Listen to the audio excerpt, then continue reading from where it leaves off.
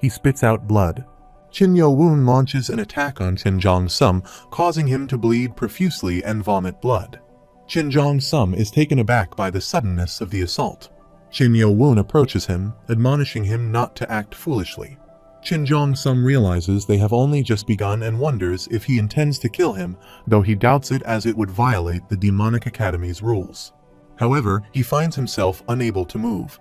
He accuses him of a grave transgression and demands that he comprehend his actions. Desperate, Qin Jong-sum urges his body to move. Qin Yo-woon rushes to strike him, citing an insult to his mother. Qin Jong-sum manages to evade the attack and counter with one of his own, blocking his strike. He realizes that his 10-star Kai technique was easily blocked as Qin Yo-woon breaks his hand, causing him to scream in pain. Determined to retaliate, he decides he must kill him and employs his magic spell to push Qin Yo-woon back. Despite Qin Yo-woon's attempts to escape, his facial skin is burned by the spell. Laughing triumphantly, he knows his poison of destruction's 4th level, capable of condensing 7 types of poison within his middle dantian, has succeeded. Among them, the acidic poison is the deadliest, even though the clan leader had warned against using it on fellow cult members. However, faced with imminent death, he has no choice but to unleash it.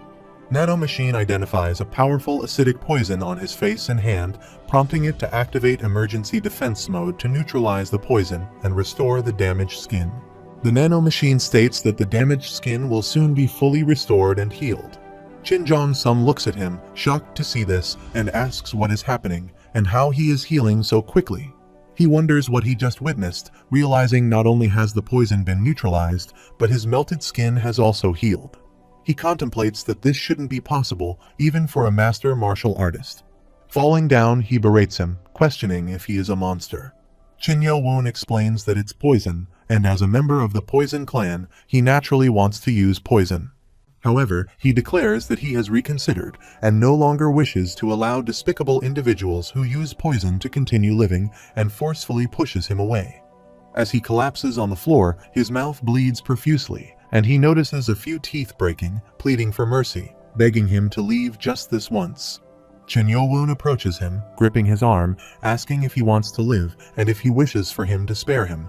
He expresses disdain, mentioning how he caused his mother to suffer such pain, yet has the audacity to request mercy. Qin Jong-sum believes he is facing imminent death now, as this individual is unlikely to forgive him. He acknowledges that the dorm instructors are nearby and attempts to shout for help, but his voice comes out faintly. He observes him and questions whether he is attempting to scream for assistance, given the proximity of the dorm to the instructors. He queries whether Qin Jong-sum believes he would simply stand by and allow him to do so, asserting the need for him to retreat. Placing his foot on Qin Jong-sum's hand, he inquires if this is the hand used to spray poison on his face. The nanomachine indicates that, based on analyzing his pronunciation and lip movements, it is likely that he said no, not this hand. Qin Jong-sum's hand is completely crushed and bleeding, and he states that he won't kill him today and expresses his reluctance to be expelled from the Demonic Academy because of someone as insignificant as him. Meanwhile, he contemplates sparing him, but Qin Yo-woon responds that instead he will torture him so severely that he will plead for death. He suggests starting with his bones and proceeds to break almost all of them. Severely injured, he lies on the floor, reflecting on his memories of Baek Gi and questioning why he used something like a micro-poison on him. He curses the micro-poison, pondering when he first learned about it. The story delves into a flashback at the Poison Clan main house's apothecary, where Qin Jong-sum sits reading a book. He hears Lady Baek, Qin Jong-sum's mother, inquire about the effectiveness of a certain concoction. She mentions it will take less than a year and hands it to Lady HWA, who remarks that it sounds suitable, ensuring that those lacking knowledge of internal energy won't notice its effects midway. Lady HWA wonders where it will be utilized. Less than a year later, news of the passing of the Lord's 7th wife, Lady HWA, spreads throughout the entire demonic cult. His mother is elated by the news, despising the existence of that lowly woman. However, their happiness is short-lived as they soon discover that the cause of death is micro-poisoning. He reflects on how his father was furious, but thankfully, they managed to avoid his wrath thanks to the demonic doctor's defense, asserting that micro-poisons weren't exclusive to the Poison Clan. However, the cook who used to prepare her food took his own life, and the true culprit was never identified. All they could ascertain was that the cook had come into contact with the lady in the veil some time ago, but her identity remained a mystery. As a result of the incident, his grandfather, the head of the Poison Clan and one of the 6 council elders, lost his position on the council, and his father severed all ties with his wives from the 6 main clans. Lady Beak refutes the accusations, stating that his mother didn't use the poison. She reminds him that he saw him hand the poison to her, but revealing this would be akin to confessing to the murder itself. She emphasizes that this must remain a secret they take to their graves, as even he would face his father's wrath while holding his face. Meanwhile, he reflects that ultimately his mother succumbed to guilt and passed away a few years later. He desired to reveal the truth to everyone, absolving his mother of blame, but he couldn't betray his promise to her. That's when he vowed to rise to the highest position in the demonic cult and exact vengeance on the true culprit and her entire clan for his mother's sake. He swore to eliminate the offspring of that vile woman, Chen Yo-woon, with his own hands. Returning to the present, he apologizes to his mother, acknowledging that no matter how much he trains, he doubts he can defeat this formidable adversary. Chen Yo-woon asserts that if he were to remain at the Demonic Academy, he would undoubtedly utilize his poison against the other cadets sooner or later. Since he cannot kill him, he will instead cripple his Danshin. Chen Jong-sum struggles to survive as he sits near him, pondering the situation. He wonders why Chen Yo-woon is still resisting despite activating the Paralysis Kai pressure point. He considers whether he should release the Mute Kai pressure point to allow him to speak. Meanwhile, he questions Nano about the situation. Nano Machine begins analyzing and reveals that it wasn't the Poison Clan that killed his mother. Startled, he stands up and demands clarification. Nano Machine explains that one of the women from the other 5 clans is the true culprit behind his mother's death and pleads for mercy on his Danshin. However, he hesitates, realizing that divulging everything might expose his mother's involvement in providing the micro-poison. Chen Yo-woon scans him and senses that he's concealing something, prompting him to order Nano Machine to conduct a facial analysis. Nano Machine activates facial analysis, and he inquires whether the culprit is indeed among one of the other 5 clans. Nano Machine responds that there was no noticeable difference in his facial muscles, indicating a probability of less than 5% that he lied. However, he wonders if he directed his anger toward an innocent party if the culprit isn't from the Poison Clan. He then questions whether Lady Beak truly had no involvement in his mother's death. Nano Machine detects a change in his pupils and facial muscles, suggesting a 75% probability of lying. He concludes that his suspicions were correct, while Chen Jong-sum insists he's telling the truth. He dismisses him and observes his internal energy dispersing as Chen Yo-woon casts a spell on him.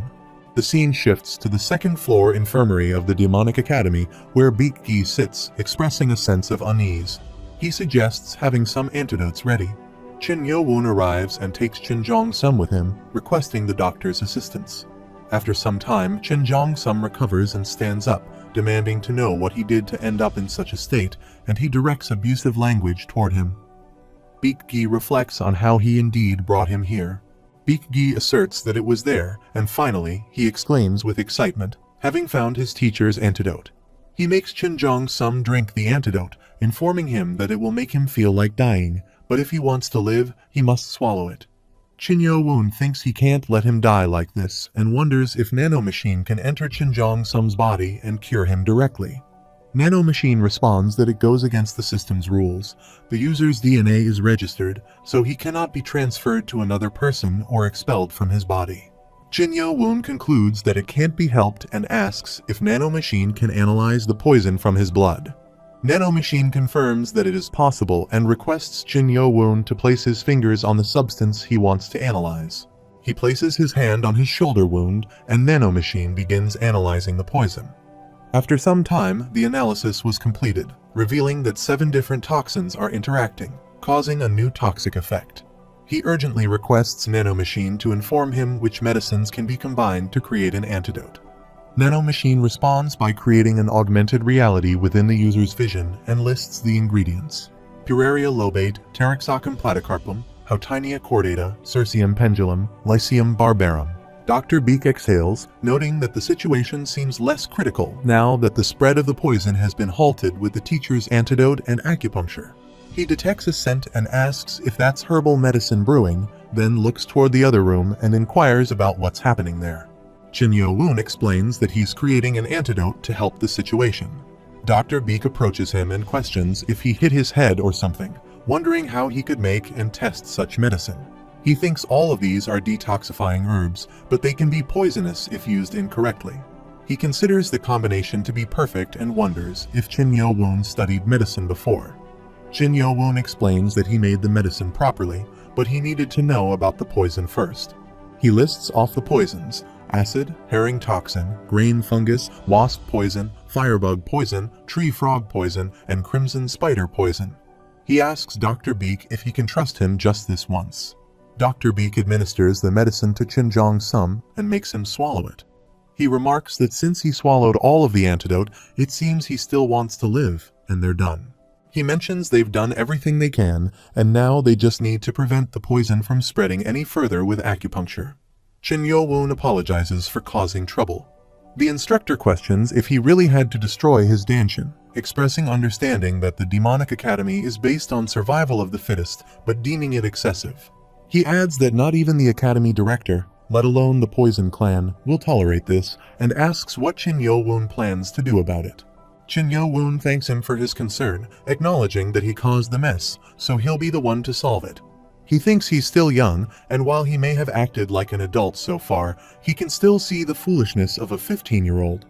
If he's made up his mind, there's no helping it, but he wishes he'd think harder about the consequences. From his time at the main branch, he learned that survival doesn't always depend on strength, but also on cunning. He hopes Chin Yo-woon becomes less hard-headed and taps his head, suggesting it's late and he should go back for now. Chin Yo-woon agrees and leaves, while Beak Gi asks the instructor what about him. The instructor replies that he should also go, and he follows Chin Yo-woon. Chin Yo-woon reflects that he only desired to become stronger, a goal made possible thanks to Nanomachine, but he realizes that power alone isn't enough to stand above all the evildoers of the demonic cult. Looking at the sky, he sees nothing but his own arrogance. Beak Gi approaches him and asks why he went as far as destroying his Danshin. Chin Yo-woon explains that he couldn't hold back his anger, fearing that if he left him alone, he might use his poisons on other cadets as well. Beak Gi observes him and thinks that while his decision-making isn't perfect, he seems to think differently from the other Vice Lord candidates perhaps. Just then, some other cadets run towards them and ask if this is where he was. Chin Yo-woon replies that they were supposed to go together at midnight. Hyo-bong expresses relief, mentioning he was worried they might have been ambushed. Meanwhile, Chin Yo-woon expresses his apologies for causing concern. Hyo-bong reassures him, stating it is acceptable and he is relieved that Chin Yo-woon is safe. Beak Gi observes them all and reflects that Chin Yo-woon has indeed found genuine allies. Regarding himself, even in the dormitory, he lacks companionship. He announces his departure and leaves. Chin Yo-woon inquires if he had something to say earlier, to which Beak Gi responds that it was insignificant, advising him to disregard it. Hyo-bong suggests they proceed to their new dormitory.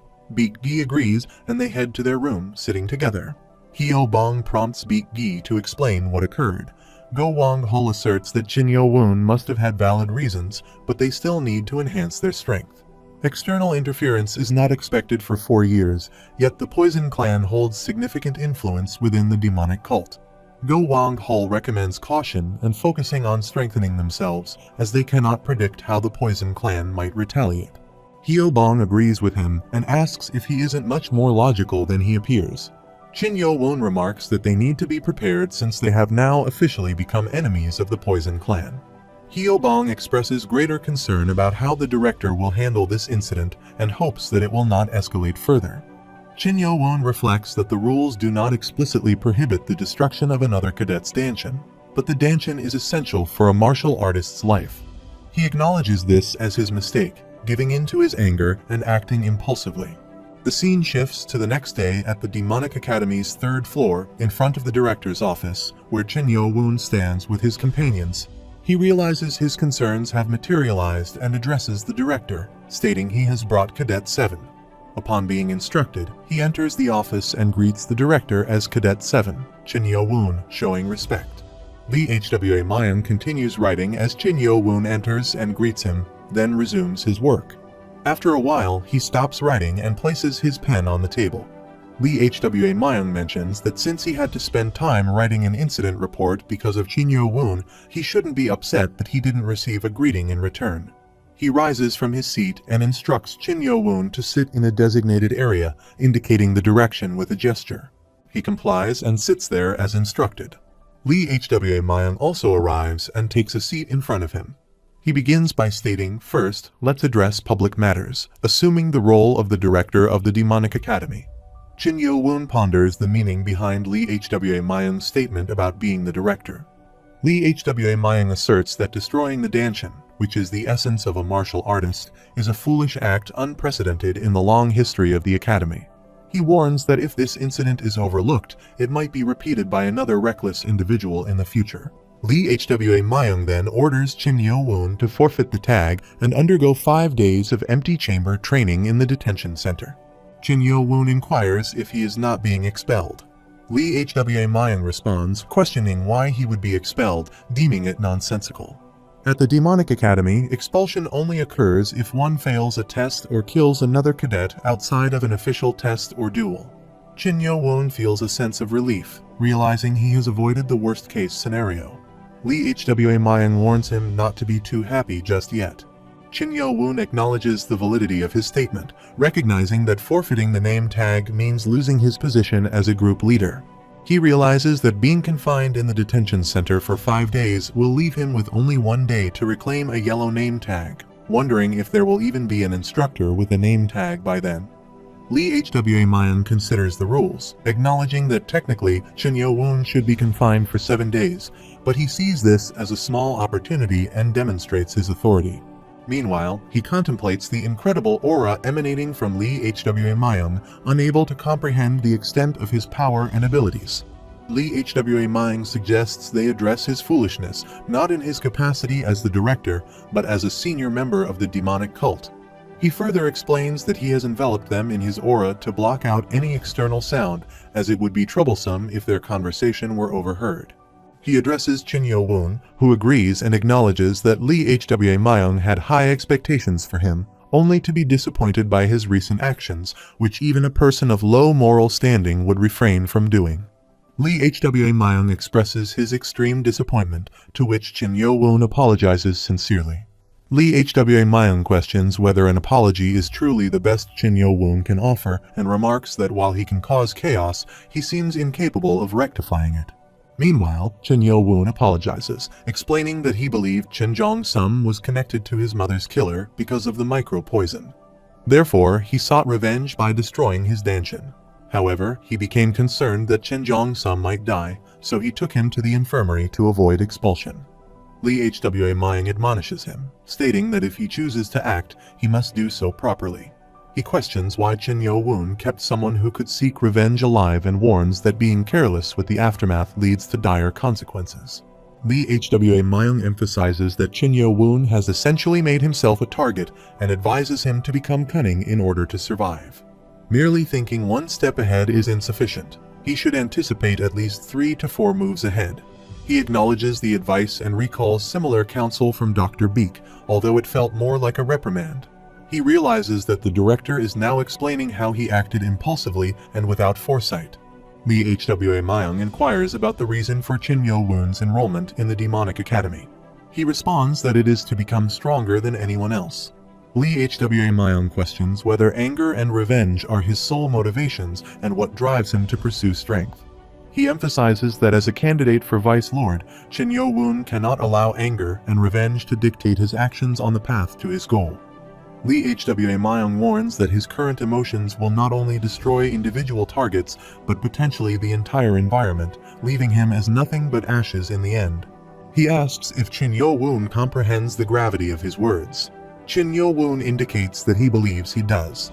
Lee Hwa Myung raises his voice, demanding clarification on what he means by what he thinks, asserting that he and those around him are fortunate if they do not meet a tragic end due to his recklessness. Lee Hwa Myung advises Chin Yo-woon that if he truly wishes to succeed and become the future of the cult, he must be passionate yet level-headed.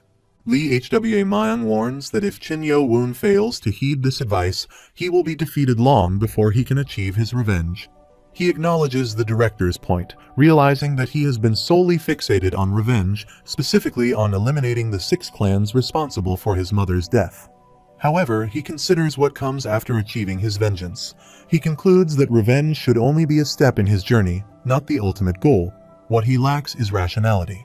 Lee Hwa Mayang believes that Qin Yo-woon is not beyond reason, and if he acknowledges his weaknesses and strives to improve, he may become the greatest figure in the history of the heavenly daimonic cult. He recognizes that Lee Hwa Mayang's guidance will serve as his foundation, rather than the advice of a drunken individual, and retrieves the yellow tag placed on the table as Lee Hwa Mayang departs. He expresses gratitude and assures him that he will take the advice to heart. Lee Hwa Mayang instructs his guards to escort the individual to the detention center immediately. They comply, while Qin Yo-woon requests a moment before being taken away. Lee Hwa Mayang denies the request, but Qin Yo-woon persists, asking if he could at least explain the situation to his group members. Lee Hwa Mayang clarifies that the punishment will be publicly announced, possibly referring to Qin Yo-woon's former group members who are now ordinary cadets. He reflects on the need to educate Qin Yo-woon about the consequences of his actions and feels frustrated by the situation. An announcement is made, stating that Cadet 7 destroyed Cadet 4's danshin, depriving a talented individual of their martial arts abilities. As a consequence, Cadet 7 has been stripped of his position as a group leader and will undergo 5 days of empty chamber training in the detention center. The announcement emphasizes that the Daimonic Academy will not tolerate the destruction of another cadet's danshin. After a while, some students whisper amongst themselves. Qin Kyung-woon remarks, "Damn, that guy is scarier than he thought. He knew he was strong, but he's also a psycho." Chen Muyon questions if he has lost his mind, noting that Cadet 4 Chen Jong-sum is from the Poison Clan. Chen Muyon predicts that once he graduates from the academy, Chen Jong-sum will be in serious trouble. He even suggests the possibility of assassination while still in the academy. Chen Yu-chan laughs and wonders how Qin Yo-woon came up with the idea of destroying Chen Jong-sum's danshin. Amused, he remarks that Qin Yo-woon must have gone insane. He laughs heartily and reflects on how his concerns about a 3-way rivalry have been resolved, thanks to his actions. Qin Kyung-woon considers himself fortunate, while Chen Muyon also gazes in his direction. On the other side, Qin Yo-woon's warriors sit in the forest. Go Wang-hul reflects that everyone is undoubtedly shocked, as expected. However, they have bigger concerns. When their liege returns, he will only have 1 day to act, and they wonder if there will even be any yellow tags remaining. Go Wang-hul considers the possibility that instead of obtaining a tag from an instructor, they may have to take one from another group. Baek Gi arrives and calls out to them, prompting them to inquire about his presence. The scene shifts to the next day around 10 p.m. Qin Yo-woon is in a cave, engaged in some simulations while the guards stand outside, waiting for him. He directs the nano-machine to terminate the augmented reality simulation, and as it complies, he sits down and expresses his hunger, proceeding to eat something.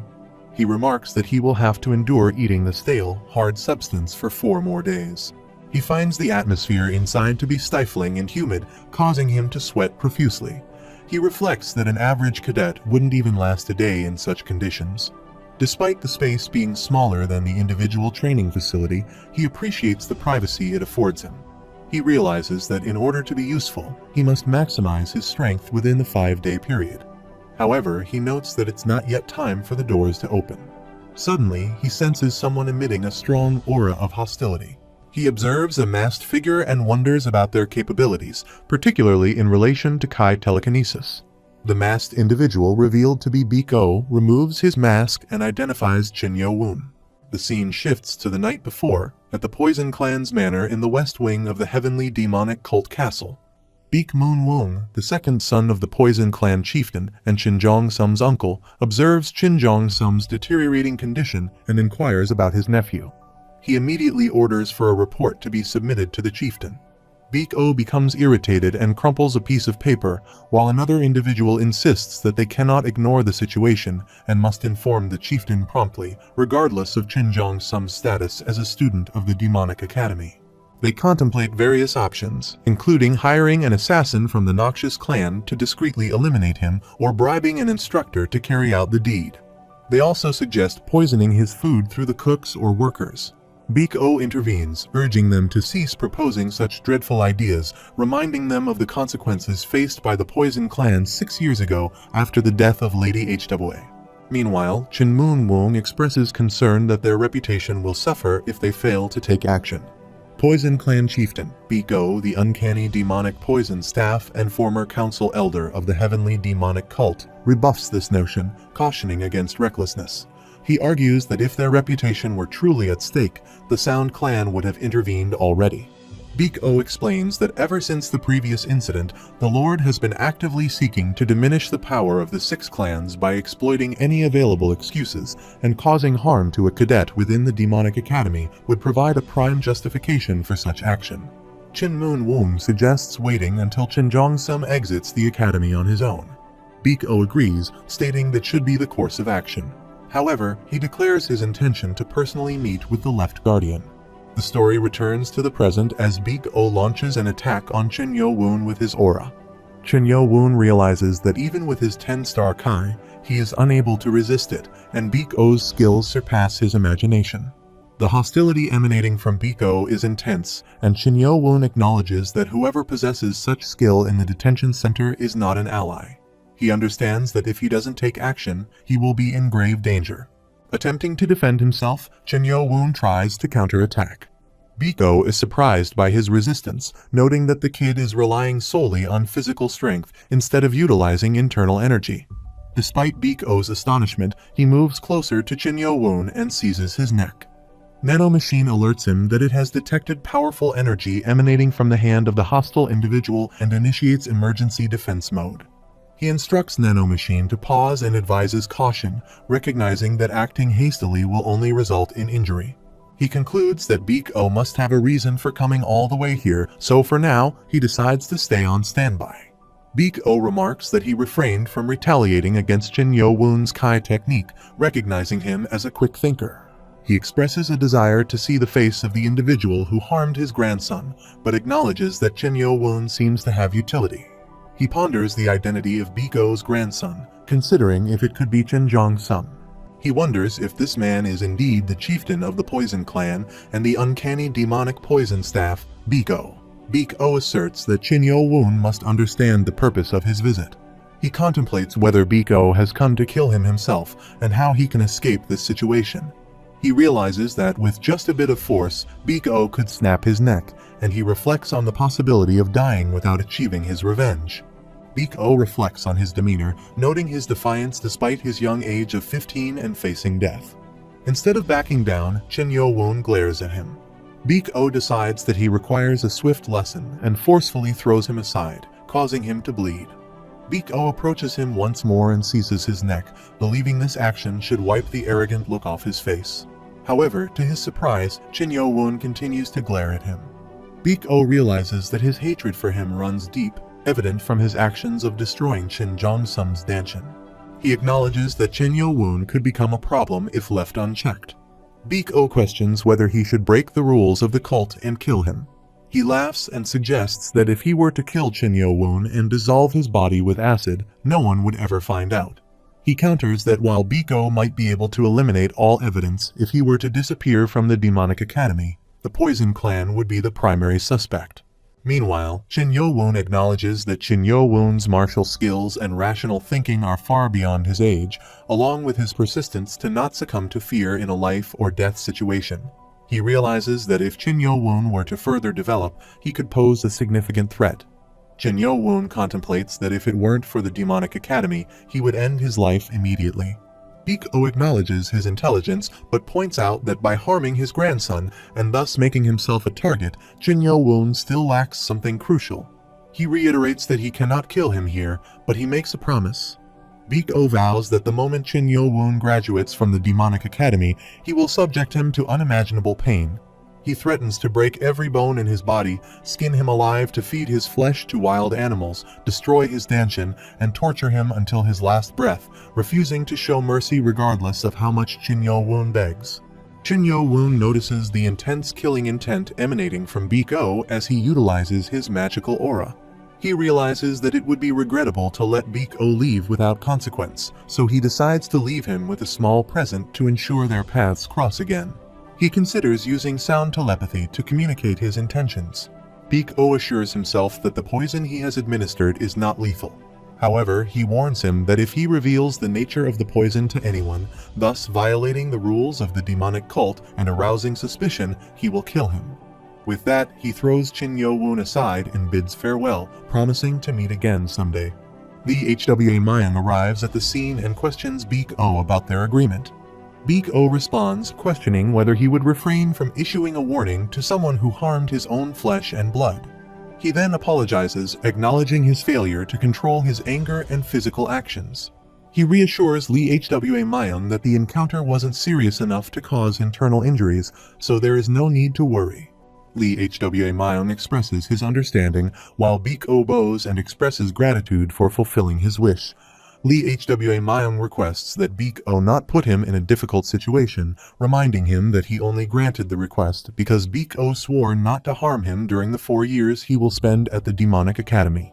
Beak-O reassures him, stating that no one will ever hear of their conversation until the day he meets his demise, and then he jumps away. As he watches Beak-O depart, Lee HWA Mayang reflects that Qin Yo-Woon only has 4 years of protection from the outside world. Beyond that, it will be up to him to survive.